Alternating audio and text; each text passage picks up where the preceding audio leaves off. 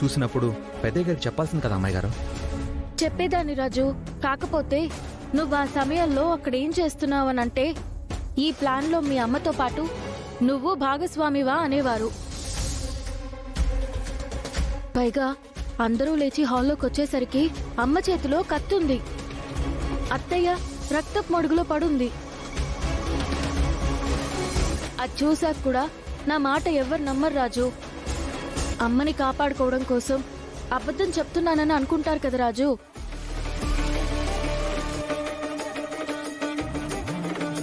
అసలు విజయాంబిక గారిని పొడవాల్సిన అవసరం ఎవరికుంటుంది అమ్మాయి గారు? తన ఇంటికి రావడం తెలిసిన వాళ్లే అమ్మగారిని ఇరికించాలని ప్లాన్ చేస్తుంటారు. అమ్మగారు వచ్చే సమయానికి మీరు పవర్ ఆఫ్ చేశారు కాబట్టి వాడు దాన్ని అడ్వాంటేజ్గా మార్చుకున్నాడు. ఎలాంటి ఆధారం లేకుండా వాడి ప్లాన్ వాడు పూర్తి చేసుకుని వెళ్ళిపోయాడు.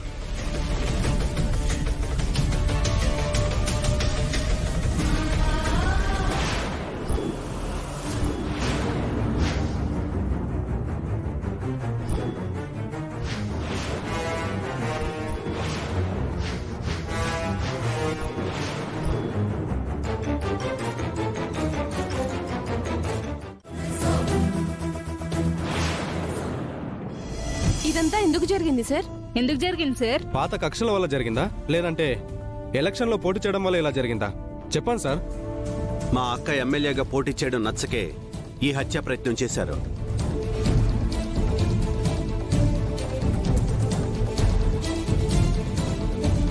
దేవుడి దయ వల్ల మా అక్క ప్రాణాలతో బయటపడింది. కానీ మా అక్కని ఈ స్థితిలో కూర్చోపెట్టిన వాళ్ళని మాత్రం నేను వదిలిపెట్టను.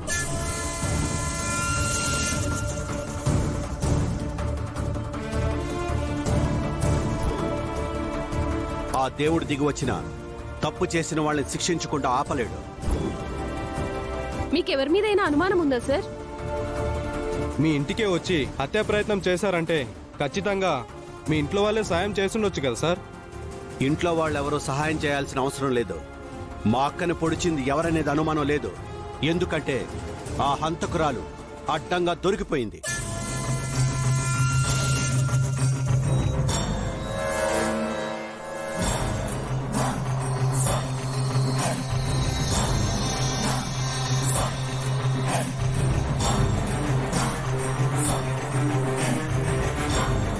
దొరికిపోవడం పోలీసులకు అప్పగించడం జరిగిపోయింది కదా సార్.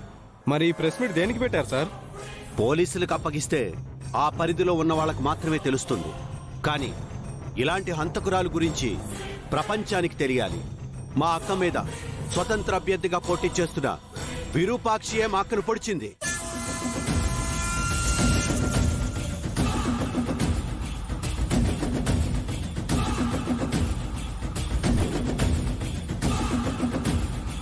ఆవిడెందుకు పొడిచింది సార్? భయం, అసూయ.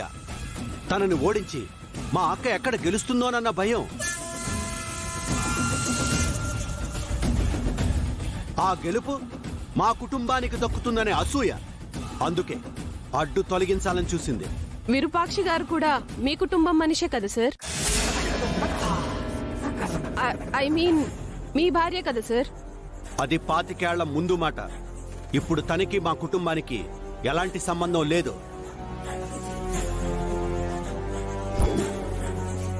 ఫైనల్ గా మీరేం చెప్పదలుచుకున్నారు సార్? యావత్ ప్రజానికానికి నేను చెప్పదలుచుకునేదేమనగా, మీకు మంచి చేయాలన్న మంచి హృదయంతో ఎన్నికల్లో పోటీకి దిగిన మా అక్కని చంపాలని చూసిన వాళ్ళకి ఎన్నికల్లో నిల్చునే అర్హతే లేదు. మావయ్య, నాకిప్పుడు అర్థమైంది మావయ్య. రూపే కడియాన్ని కొట్టేసి విరూపాక్ష అత్తయ్యని కాపాడుకోవడానికి కథలు వేసుకొని వచ్చిందని ఇప్పుడు అర్థమైంది మావయ్య.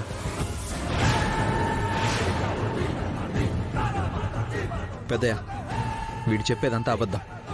అమ్మగారిని ఇరికించాలని వీడే ఇదంతా చేశాడు.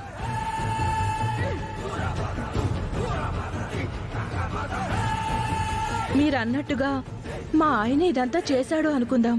ఆ సమయంలో ఆ ఇంట్లోకి విరూపాక్షి గారు ఎందుకు వచ్చినట్టు?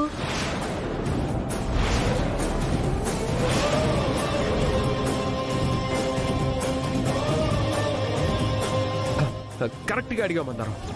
నానా, ప్రచారంలో మీరు కళ్ళు తిరిగి పడిపోయారు కదా, మీరెలా ఉన్నారో చూసి వెళ్దామని వచ్చింది. అంటే ఆ విరూపాక్షి ఇంటికి రావడం నీకు ముందే తెలుసా?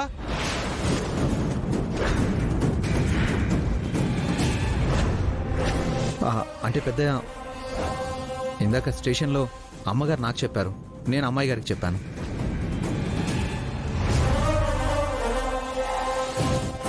అయినా మీ నాన్నను చూసి వెళ్ళాలంటే ఆ సమయంలో రావాల్సిన అవసరం ఏముంది రూపా? ఇవన్నీ ఎందుకు తమ్ముడు? ప్రత్యక్ష సాక్షి నేనున్నాను కదా, పొడిచింది నన్నే కదా. నేను చెప్తున్నాను, నన్ను పొడిచింది విరూపాక్షే. అక్కడ నేను విరూపాక్షి తప్ప మూడో మనిషే లేరు. అవును, మేమంతా చూసేసరికి మా అక్క రక్తపు బడుగులో పడి ఉంది. ఆ రాక్షసి చేతిలో కత్తి ఉంది. ఆ రాక్షసి కళ్ళల్లో పొడి చేశానన్న సంతృప్తి కనిపించింది. దీనంతటికి మా కుటుంబమే సాక్ష్యం.